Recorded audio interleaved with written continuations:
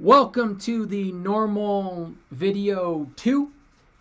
I am Bo Corkins, and I just wanted to do an additional example. So we looked at one with means, right? Mean, standard deviation. Then I want to look at something that deals with proportions. So it all starts with identifying information. It's believed that 4% of children have a gene that may be linked to juvenile diabetes. Researchers hoping to track 20 of these children for several years test 732 newborns for the presence of this gene. What's the probability they find enough subjects for their study? So this is proportions, because notice what I don't have. It doesn't say mean, it doesn't say standard deviation, and I'm given a percentage. Also, I have 20 out of 732. That's another big indicator that I'm dealing with proportions. So how you start off identifying your information is truly important.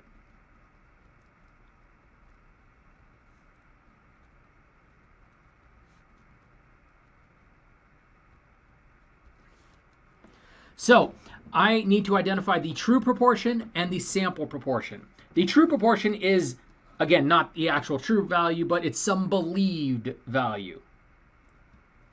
Some guess, some claim, some old estimate. Then the sample proportion comes right out of the data. 20 out of 732. And then I guess while we're at it, sample size.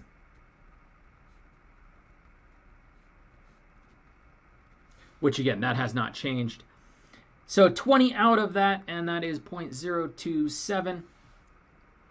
So identifying your information, all right, is always your first step.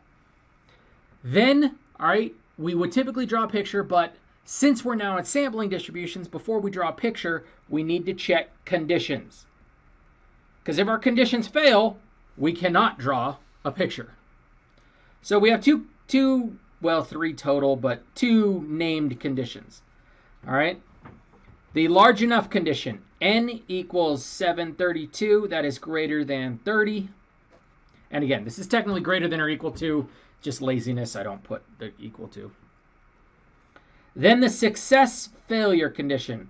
Now, we put those together as SF, but it's individual. A success condition and a failure condition. NP,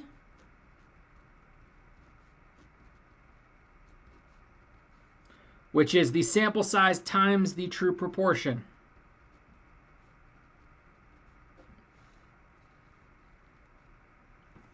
And then NQ.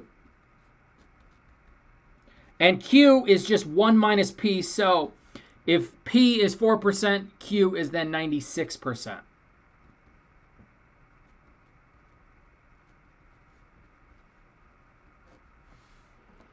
So greater than 30, and then each of these are individually greater than 5. All right, so I discussed this in the lecture, but just as another note, sometimes you see this as 40, sometimes you see these as 10. It's all a matter of what the standard is, and it's always actually changing. 10 and 40 are the most conservative values. However, these are pretty relaxed values, and this was 20 at one point even. So these values are constantly changing. 35 and 5 tend to be the most commonly accepted industry standards, so that's what we're going to use. All right, so the conditions are met.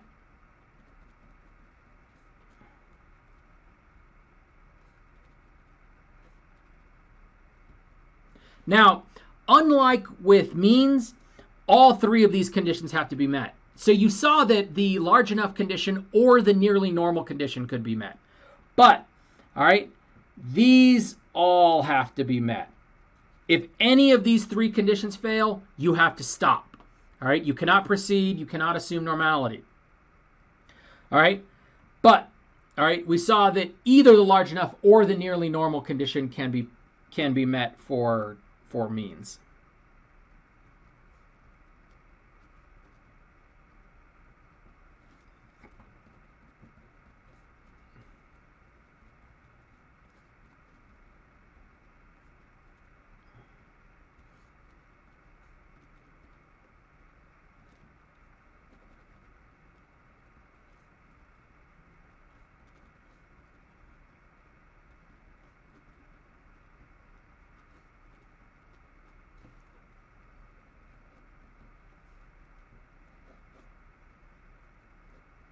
So the conditions are met. We may assume the sampling distribution of p hat is normal with a mean of p, which is 4%, and standard deviation that we calculate. So PQ, so 4% times 96%, all over 732, square root the whole thing.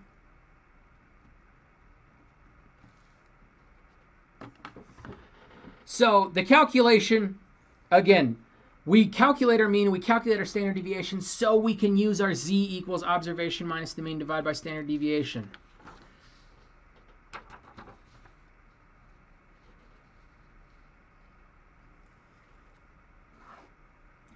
Now our conditions are met, all our information is identified, time to draw our picture. So our mean is the 4%. Our observation is the sample proportion or the observed proportion, 0.27, so that's 2.7%. We want to find enough subjects for our study. That means that many or more, which means we're going to shade to the right. Then we use our same formula that we've been using, and we will continue to use.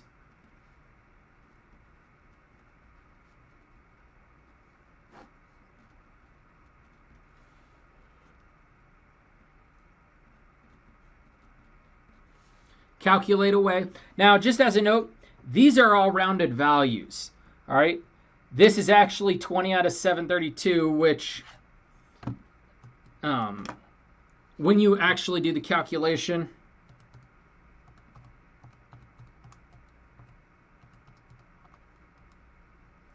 I would get, yeah, negative 1.86, but I have negative 1.75 here because these are rounded values. I rounded this value, I rounded this value. If you put in the actual exact values, then you can get the actual true calculation.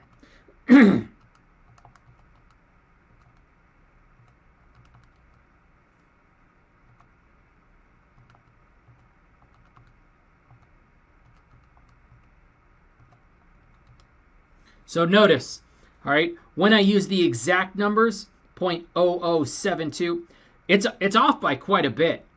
All right, this calculation here would get me 1.85, and this is actually 1.75. So even though I'm writing down these values, I highly recommend you use the exact numbers in your calculator. Only write them at the end. This is what's known as intermediate rounding and is a big problem. All right, so once again, once I'm there, to the z table we go. Negative 1.75 gets this value right here, 0.0401.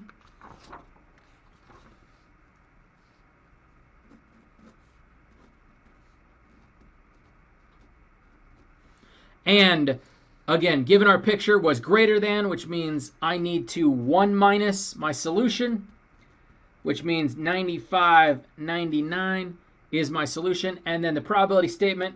So it's not bars or x's or anything.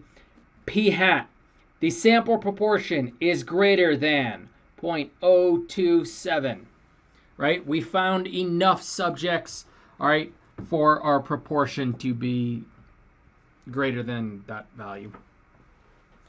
All right, so that's calculating with proportions, all right? Very, very similar to what we did with means, all right? Some slight calculation differences. Conditions are the big thing. That's the big part, all right? We need to check our conditions before we proceed to the z table. All right, I hope that was helpful, and have a good day.